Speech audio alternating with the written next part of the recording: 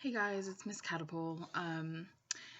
This work this week, you're really only going to have like one assignment, but it is a large assignment. So you're actually going to start the book today. Um, you can feel free to order the book on Amazon, but you don't need to.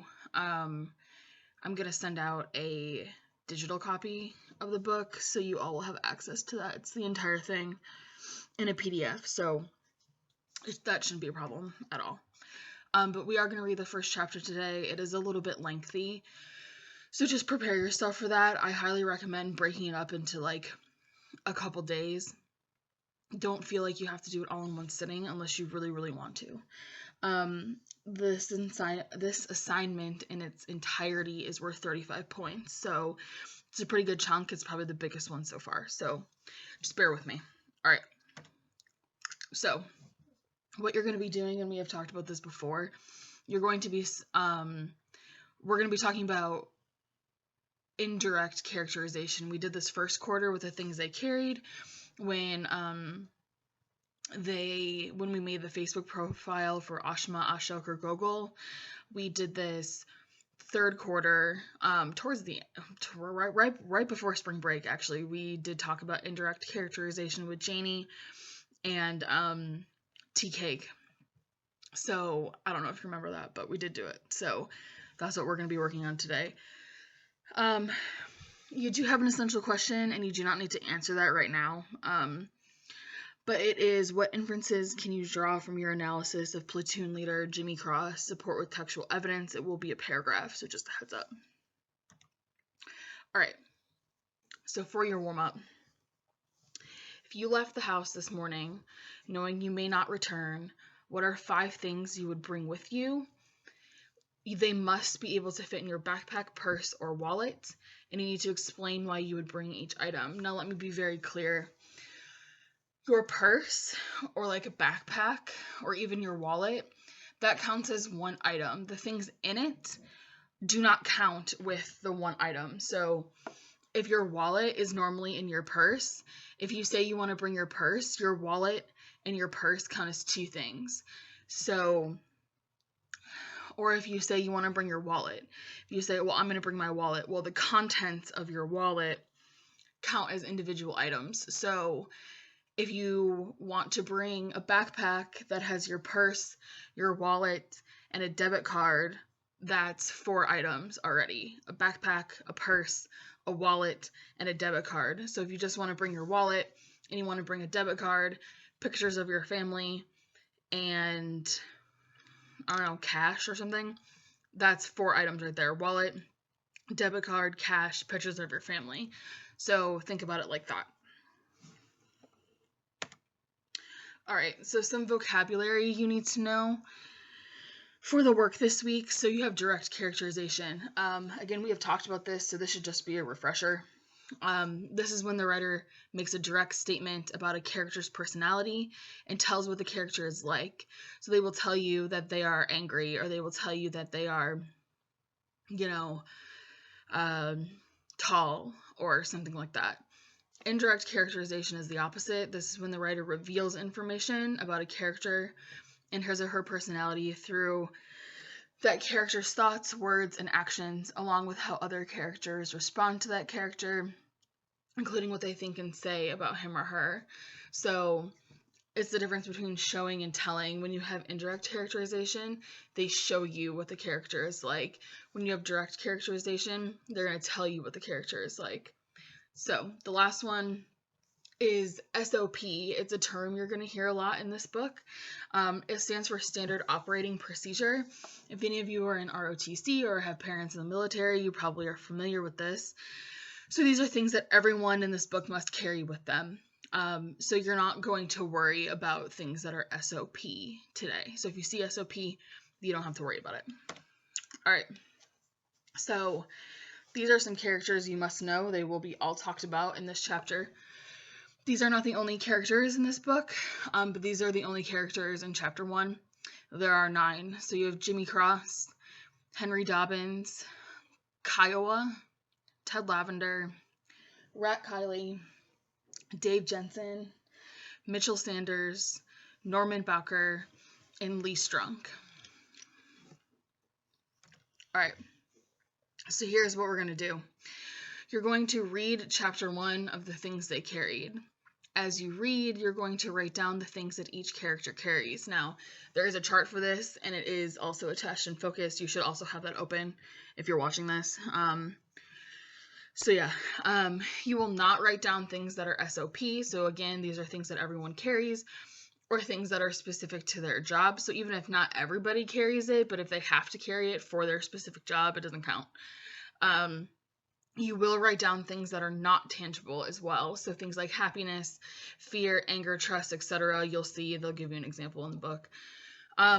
Once you have read through the entirety of the chapter, you will go back and fill in the third column of the chart, which is going to ask you, what do the things these characters carry tell you about them as people? Okay, so something to note, if you're typing in the Word document, it will expand with your typing. So like, you'll see as I do it, I'll show you.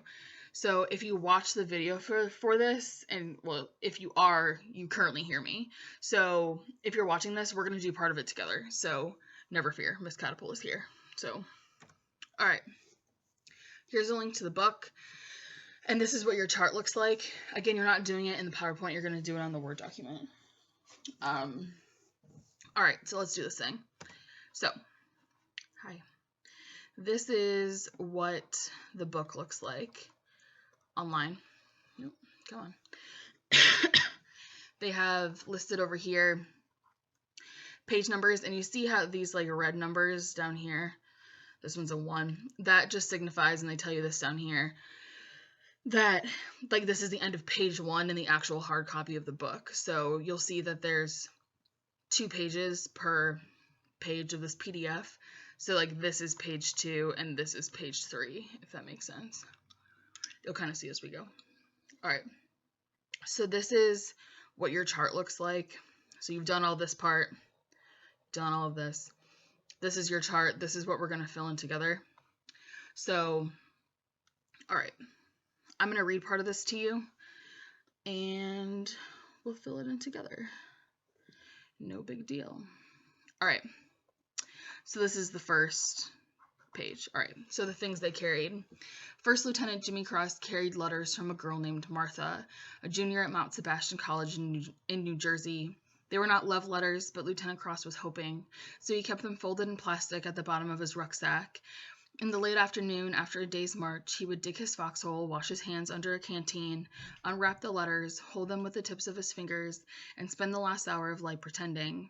He would imagine romantic camping trips into the White Mountains in New Hampshire. He would sometimes taste the envelope flaps, knowing her tongue had been there. More than anything, he wanted Martha to love him as he loved her, but the letters were mostly chatty, elusive on the matter of love. She was a virgin, he was almost sure. She was an English major at Mount Sebastian, and she wrote beautifully about her professors and roommates and midterm exams, about her respect for Chaucer and her great affection for Virginia Woolf. She often quoted lines of poetry. So we're going to stop there for a second. So Jimmy Cross, we have, excuse me, stumbled across one thing that he carries with him. The first sentence literally says that Jimmy Cross carries letters from a girl named Martha. So you have Jimmy Cross here. So in the second column next to his name, you're going to write letters from a girl named Martha. All right, so you're going to be adding to this later. So you can either put a comma or you can enter. That is completely up to you. All right, don't worry about the third column yet. You're going to do that at the end. So let's keep reading. So page 2. She never mentioned the war except to say, Jimmy, take care of yourself. The letters weighed 4 ounces. They were signed Love Martha, but Lieutenant Cross understood that love was only a way of signing and did not mean what he sometimes pretended it meant. At dusk, he would carefully return the letters to his rucksack. Slowly, a bit distracted, he would get up and move among his men, checking the perimeter. Then at full dark, he would return to his hole and watch the night and wonder if Martha was a virgin. The things they carried were largely determined by necessity. Among necessities or near necessities were, so these things that they're going to list, These are SOPs, so they must carry these things with them, okay? All right, were P38 can openers, pocket knives, heat tabs, wristwatches, dog tags, mosquito repellent, chewing gum, candy, cigarettes, salt tablets, packets of Kool-Aid, lighters, matches, sewing kits, military payment certificates, sea rations, and 2 or 3 canteens of water. Together, these items weighed between 15 and 20 pounds, depending on a man's habits or rate of metabolism. So again, you're not going to write any of those things down because everybody carries those things for the most part. All right, here's our next character. Henry Dobbins, who was a big man, carried extra rations. He was especially fond of canned peaches and heavy syrup over pound cake. So Henry Dobbins is our next person. He carries extra rations, specifically sweets, right? He likes a pound cake and canned peaches, okay? All right, keep reading. Dave Jensen is our next one. Dave Jensen, who practiced field hygiene, carried a toothbrush, dental floss, and several hotel-sized bars of soap he'd stolen on R&R in Sydney, Australia. So, Dave Jensen, right here. Where'd he go? He's right here on your chart. So it is going to skip around a little bit, but don't fear. So, he carries hygiene products. Hygiene.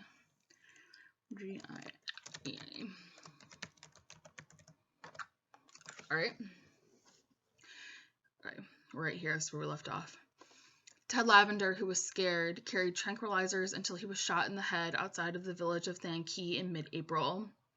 All right, Ted Lavender. He carried tranquilizers. So when they say tranquilizers, they mean drugs, like think like Oxycontin and like things like that, like prescription drugs. All right. Okay, we left off right here. By necessity and because it was SOP, they all carried steel helmets that weighed 5 pounds, including the liner and camouflage cover. So again, it's SOP. They literally say it's SOP, so you don't need to write that. All right. They carried the standard fatigue jackets and trousers. Very few carried underwear. On their feet, they carried jungle boots, 2.1 pounds. And Dave Jensen carried 3 pairs of socks and a can of Dr. Scholl's foot powder as a precaution against trench foot. So now, they do say something about Dave Jensen again. However, that does already fall under hygiene products, so you don't have to add that one. All right. Until he was shot, Ted Lavender carried 6 or 7 ounces of premium dope, which was for him a necessity. All right, that's another one. So he carries more drugs, Ted Lavender. We'll just say dope, and we'll say a lot of it. All right. Mitchell Sanders, the RTO, carried condoms. Mitchell Sanders. We'll circle back this in a minute. All right. Norman Bowker carried a diary. Here's Norman. All right. Rat Kiley carried comic books.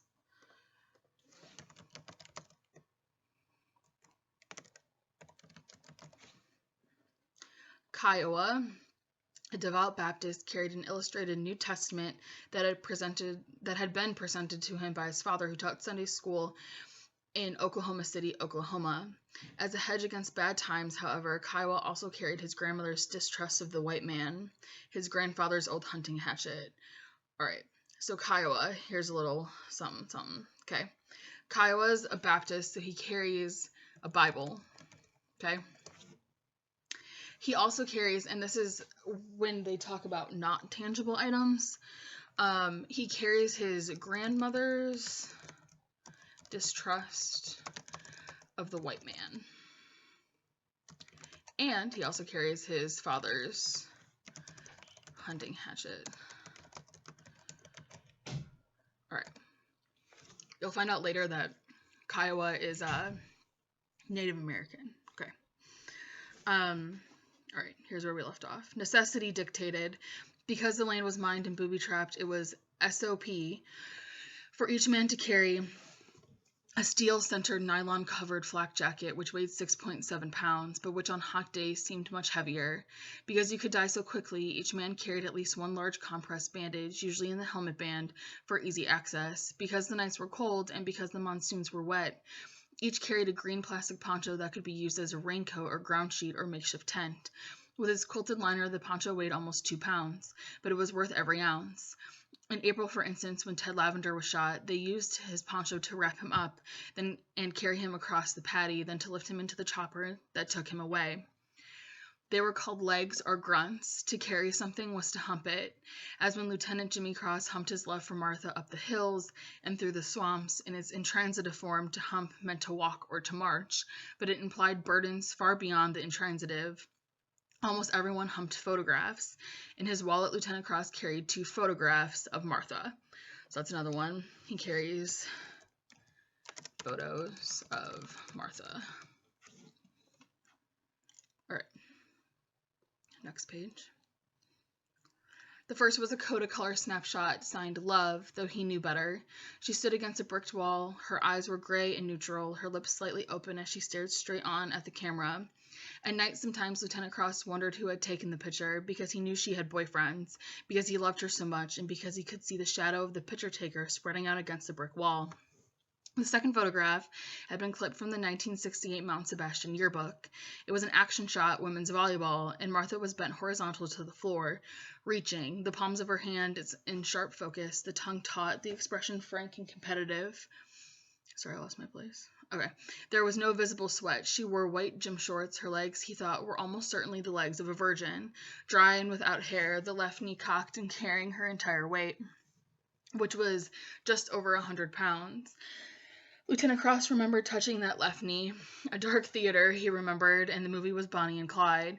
And Martha wore a tweed skirt, and during the final scene when he touched her knee, she turned and looked at him in a sad, sober way that made him pull his hand back, but he would always remember the feel of the tweed skirt and the knee beneath it, and the sound of gunfire that killed Bonnie and Clyde. How embarrassing it was, how slow and oppressive. He remembered kissing her goodnight at the dorm door. Right then, he thought, he should have done something brave. He should have carried her up the stairs to her room and tied her to the bed and touched that left knee all night long. He should have risked it. Whenever he looked at the photographs, he thought of new things he should have done.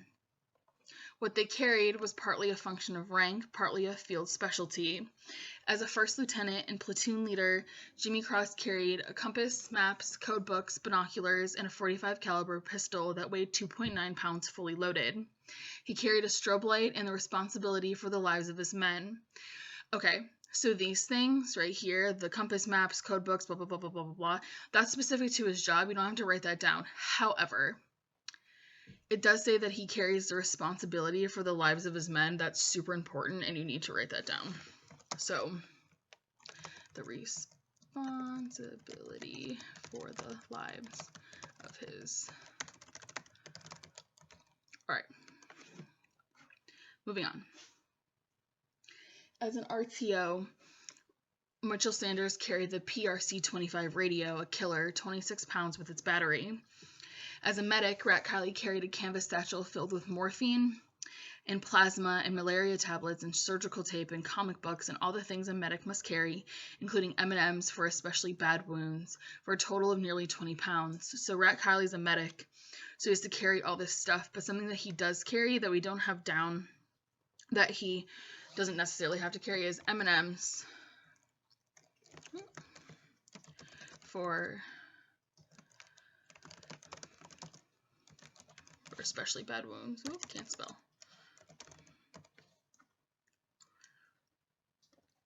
All right. As a big man, therefore a machine gunner, Henry Dobbins carried the M60, which weighed 23 pounds unloaded, but which was almost always loaded. In addition, Dobbins carried between 10 and 15 pounds of ammunition draped in belts across his chest and shoulders. As PFCs were Spec 4s, most of them were common grunts and carried the standard M16 gas-operated assault rifle. The weapon weighed 7.5 pounds unloaded, 8.2 pounds with its full 20-round magazine. Depending on numerous factors such as topography and psychology, the rifleman carried anywhere from 12 to 20 magazines, usually in cloth band holders, adding on another 8.4 pounds at minimum, 14 pounds maximum. When it was available, they also carried M16 maintenance gear, rods and seal brushes and swabs and tubes of LSA oil, all of which weighed about a pound. Among the grunts, some carried the M79 grenade launcher, 5.9 pounds unloaded, a reasonably light weapon except for the ammunition, which was heavy. A single round, next page, weighed 10 ounces. The typical load was 25 rounds, but Ted Lavender, who was scared, carried 34 rounds when he was shot and killed outside Nan Key and went down under an exceptional burden. More than 20 pounds of ammunition, plus the flak jacket and helmet and rations and water and toilet paper and tranquilizers and all the rest, plus the unweighed fear. All right, so this is really important. So it is standard for these guys to carry ammunition, but Ted Lavender carries a lot of extra ammunition, so he carries an extra 20 pounds of ammunition. And it says that when he dies, because you do know that he dies, he was also carrying fear with him. Okay. He was dead weight. There was no twitching or flopping. Kiowa, who saw it happen, said it was like watching a rock fall or a sandbag or something. Just boom, then down. Not like the movies, where the guy rolls around and does fancy spins and goes ass over tea kettle. Not like that, said Kiowa.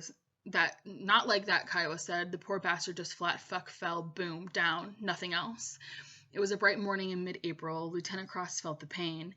He blamed himself. They stripped off Lavender's canteens and ammo, all the heavy things, and Rat Kiley said, the obvious, the guy's dead. And Mitchell Sanders used his radio to report 1 U.S. KIA. Do you know what KIA means? It means killed in action. And to request a chopper. Then they wrapped Lavender in his poncho. They carried him out to a dry paddy, established security, and sat smoking the dead man's dope until the chopper came. Lieutenant Cross kept to himself.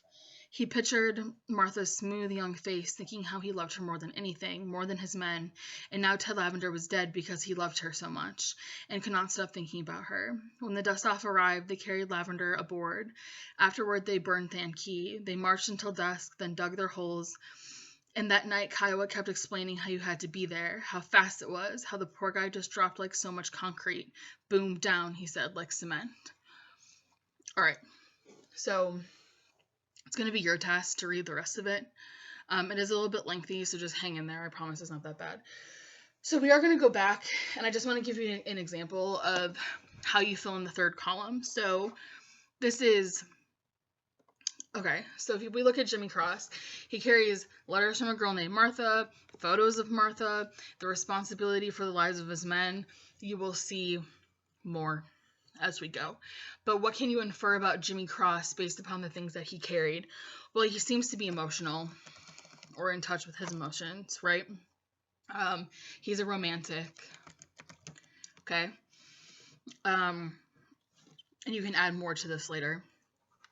Now, let's talk about Ted Lavender. He carries prescription drugs, marijuana, extra ammunition, and it says that he carries fear. So what can you infer about him based on that? Well, you can probably infer that he is scared. Okay? Drugs is probably the way that he copes with his problems in Vietnam, copes with that unweighed fear that he carries. Something else you could probably say about Ted Lavender, he was probably drafted. He probably does not want to be there. He doesn't exactly strike you as the type of guy who would have volunteered to be in this war, if that makes sense. All right. Let's talk about Mitchell Sanders for a second. I'm not going to fill in this last columns, but I do want to talk about the fact that Mitchell Sanders carries condoms. Now, there were plenty of women around during the Vietnam War. So there were American nurses, there were plenty of female soldiers, that were South Vietnamese. There were plenty of locals, and they did intermix and mingle, for sure, while they were there. For example, my uncle actually had a girlfriend while he was in Vietnam, and she was Vietnamese. So, yeah, there was plenty of people around to use condoms with. So, yeah. All right. So you're going to fill in the rest as you read, and then when you're done, you're going to continue to fill in this side of the chart right here. Okay? Once you have completed this, you're going to choose 3 of the characters whom you find the most intriguing so far, which points led you to make the inferences about the 3 characters that you choose, and you need to cite textual evidence to support your answer. Now, let me go back. All right. Once you have filled this chart in, you need to answer this question. It's the one I just read to you. And when you're done with that, you just need to submit it on Focus. Something I do want you to remember, though, I know that it's a lot of work to read through the chapter. This is the longest chapter you're going to read. Well, second longest. So if you can make it through this, you're good. There is an audiobook version to this, and it's read by Bryan Cranston. If any of you have ever seen Breaking Bad, he is the main guy on Breaking Bad. So I will also link the audiobook on Focus and in the PowerPoint as well, and probably on Teams. So yeah, if you have questions, please ask me. It is super important that you know these characters well. It'll be important for the rest of the school year. So yeah, I miss you guys a lot. This is my favorite book, and I'm really bummed that we aren't together in person doing it, but that's okay. I hope you're staying safe and healthy. I miss you, and I love you so much. Yeah, I'll see you when I see you. All right, bye guys.